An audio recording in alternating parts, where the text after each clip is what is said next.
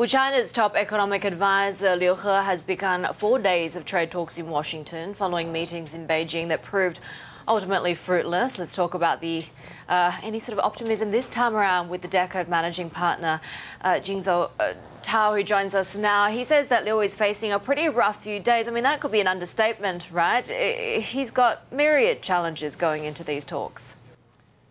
Yes, indeed. I think he realized that in the U.S., there are quite a strong anti-China sentiment built up since all these years.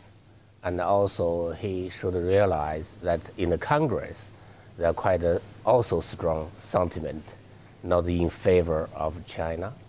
I think those external factors is important, of course. But for me, the most important factor is that how they are going to deal with domestic audience, because nobody wanted to be perceived as giving up Chinese interest to a foreign interest.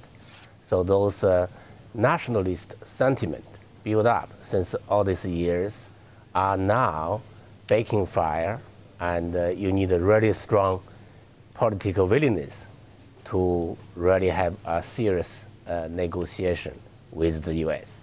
We've learnt that going into these talks that Peter Navarro, who had previously been reported to be excluded from this round of talks because he hadn't done so well in Beijing, that he's now been included again. I mean, this is a man who has written books with titles like Death by China. He's demonstrated hostility, to say the very least, towards Beijing. What does it tell you about Trump's team's stance that Navarro is now back in the fold?